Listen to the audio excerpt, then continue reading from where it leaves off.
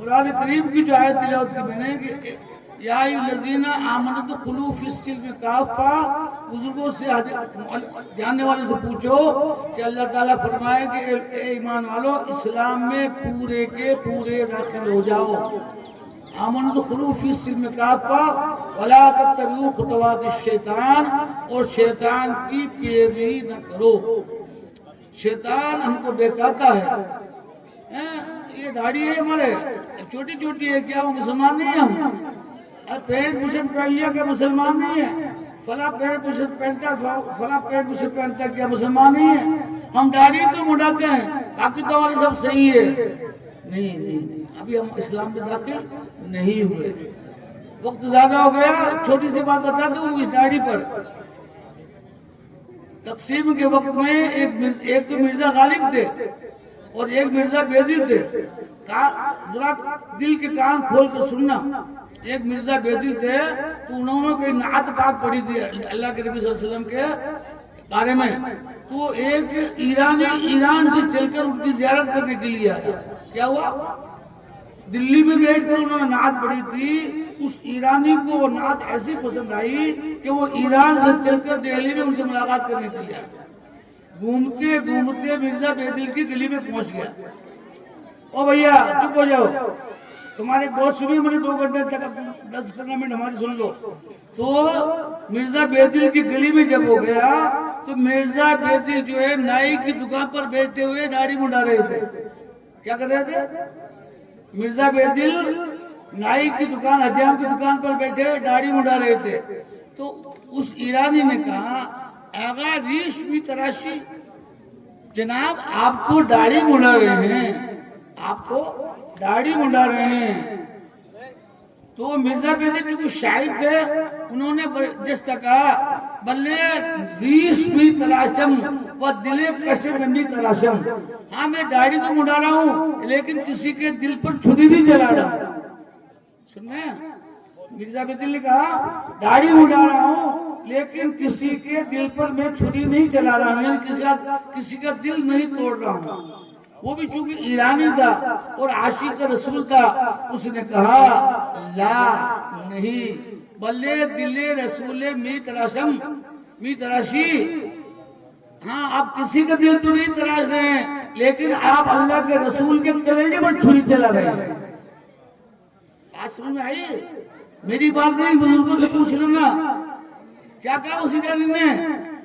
لا نہیں، ایسی بات نہیں ہے. آپ لوگوں کے دل پر تو چھری نہیں چلا رہے ہیں لیکن اللہ کے رسول کے دل پر کلیجے پر چھری چلا رہے ہیں.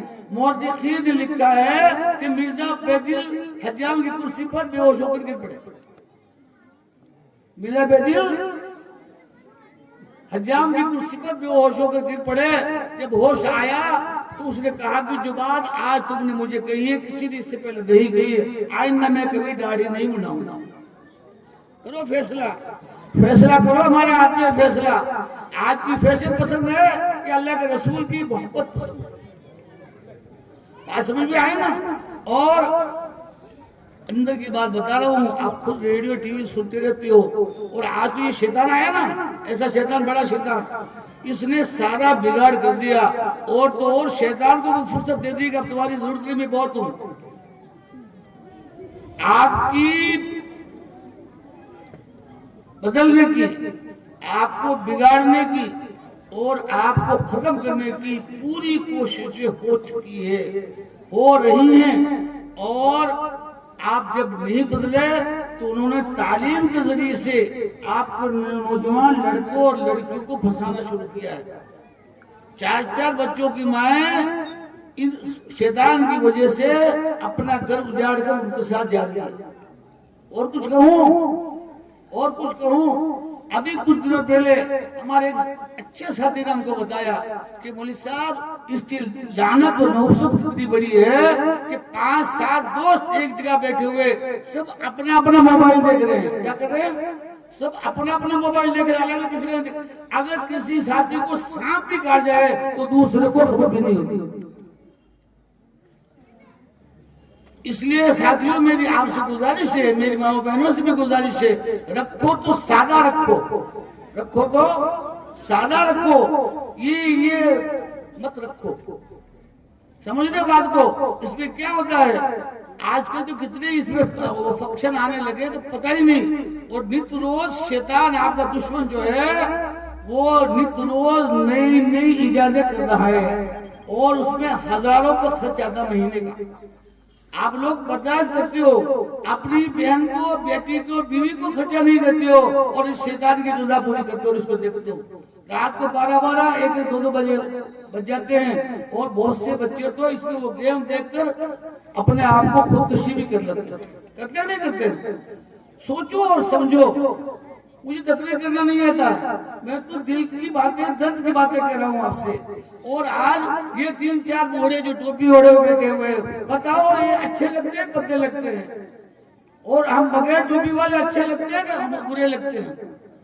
दुश्मन ने पूरी आपके बर्बादी की कोशिश कर ली है, पूरा प्लान तैयार है, पूरी कोशिश जारी है।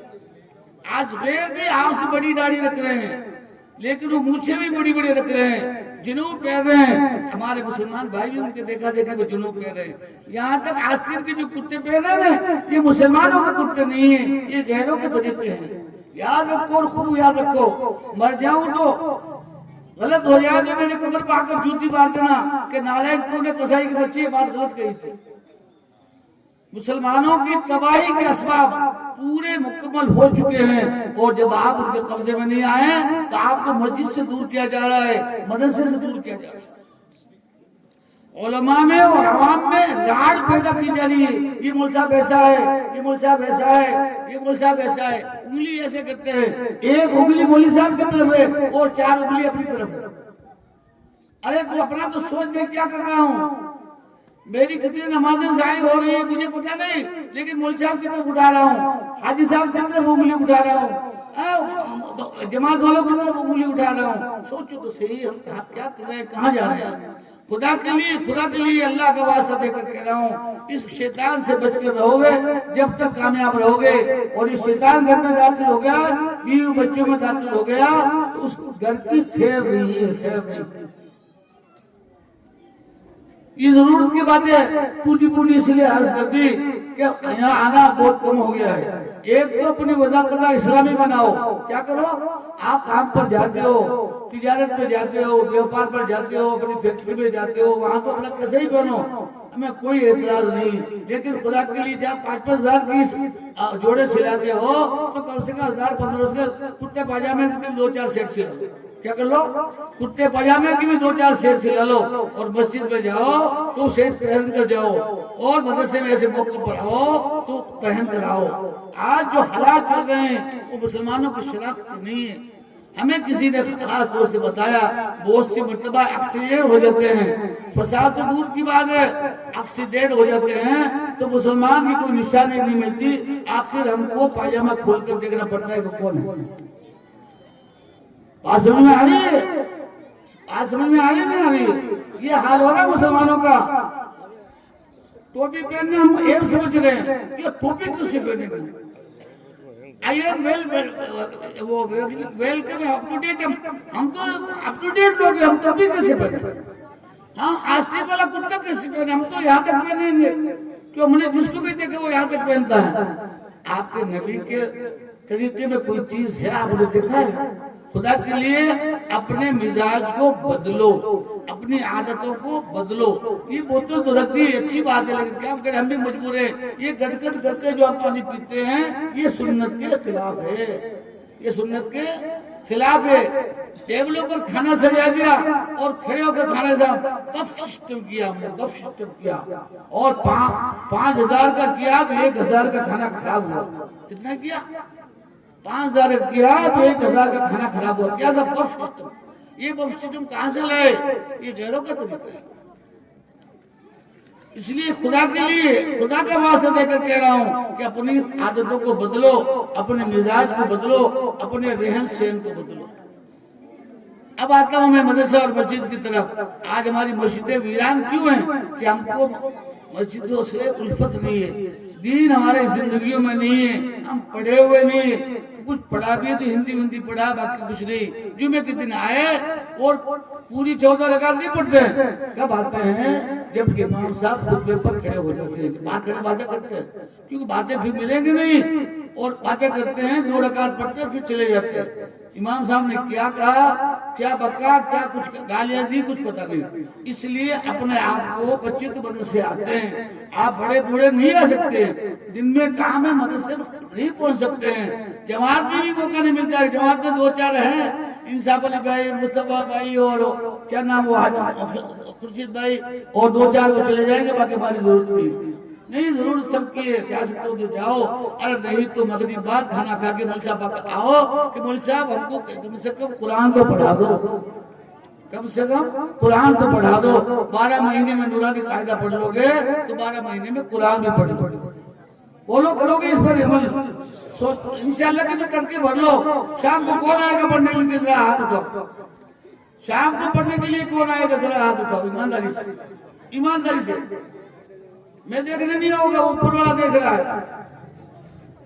تو اپنے آپ کو سدھارو، دین کی طرف متوجہ ہو جاؤ۔ یہ ڈگریاں اچھی بات ہے، بچے ہماری پڑھ رہی، بچے ہمارے پڑھ رہے، فرسٹ نمبر پاس ہوئے، بڑے خوشی کی بات، ہم سے ناراض نہیں ہیں، کوئی تم ناراض ہو، ہم دنیاوی تعلیم سے ناراض نہیں ہیں، لیکن پہلے دین کی بنیاد ہوگی تو بچے ہمارے کہیں بھی جائیں گے تو مسلمان رہیں گے، دین کی تعلیم نہیں ہوگی تو غیروں کے طریقے پر وہ بھی جائیں گے، وہ بھی سرسوتی کی وندنا کریں گے اور مندروں میں جا کر چڑھاوا چڑھائیں گے۔ ارے ایک لکشمی جو ہے پہلے نمبر سے پاس ہو گئی، اے بھائی تو کیسے پاس ہو گئی؟ کہ میں روزانہ سرسوتی وندنا کرتی ہوں، میں جب جاتی ہوں تو گنیش جی کو 2 روپے کے جو وہ پرساد چڑھا کے جاتی ہوں، تو مسلمان لڑکی بھی کہتی ہے اماں مجھے بھی اب خرچی کے 3 کی بجائے 5 روپے دینا، بیٹا کیا کرے گی؟ کہ میں 2 روپے کے وہ گنیش جی کو سرسوتی کو جو ہے 2 روپے میں کھانے چڑھوں گا۔ بات سمجھ رہے ہو؟ ہنسنے کی بات نہیں، رونے کی بات ہے۔ تو دین نہیں ہوگا تو ایسے ہوگا، اور دین ہوگا رب اشرح لی پڑھ کر جب جائیں گے اور بنیاد مضبوط ہوگی، تم شوق سے کالج میں پڑھو، تم شوق سے کالج میں پڑھو، چرخ میں جھولو، تم شوق سے کالج میں پڑھو، چرخ میں جھولو، مگر ایک سخن بندے عاجز کر رہے یار، خدا کو اور اپنی حقیقت کو نہ بھولو۔ علم ہوگا، دین کی بنیاد مضبوط ہوگی تو آپ چاہے راکٹوں پہ اڑنا، چاہے وہاں جانا سیٹلائٹ میں، چاند پر جانا، سورج پر جانا، ایمان ہوگا، دینی تعلیم ہوگی تو وہاں جا کر بھی آپ نماز پڑھو گے۔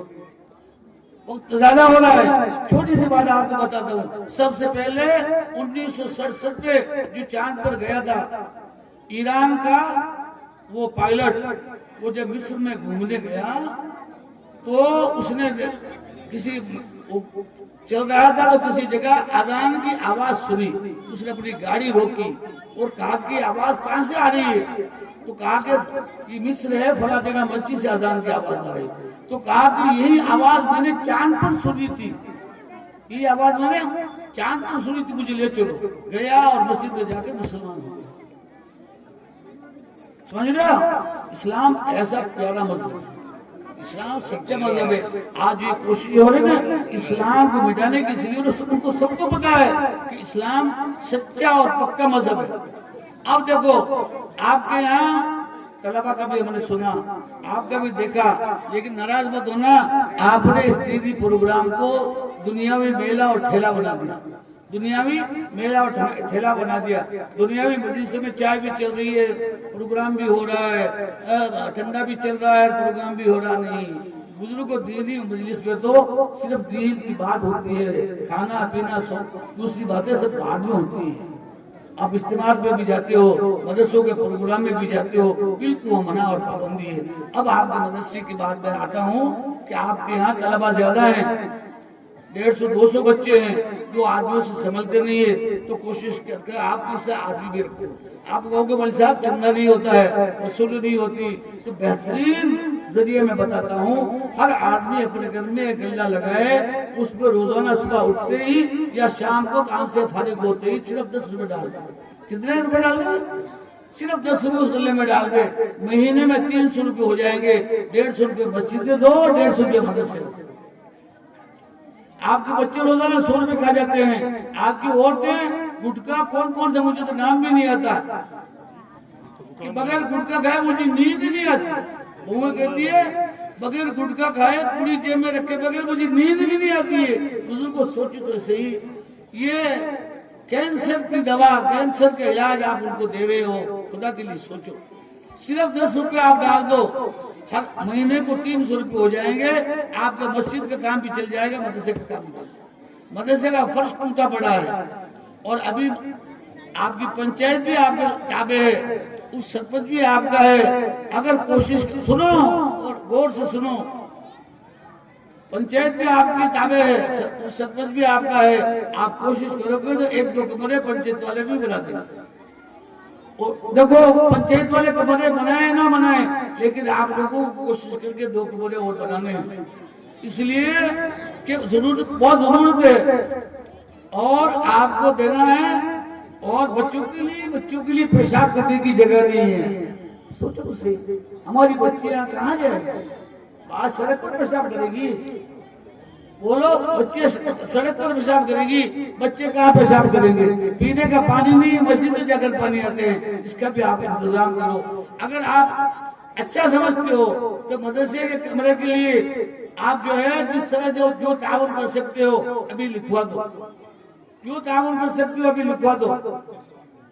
دامے درمے قلب سکنے، 1000-2000 نہیں، 1 ٹرک پتھر لے آؤ، 1 ٹرک بجری لے آؤ، 1 ٹرک چونا لے آؤ، مہربانی کر کے لکھاؤ۔ جو پہل کرے گا اللہ اس کو جنت میں بھی پہلے پہنچے گا۔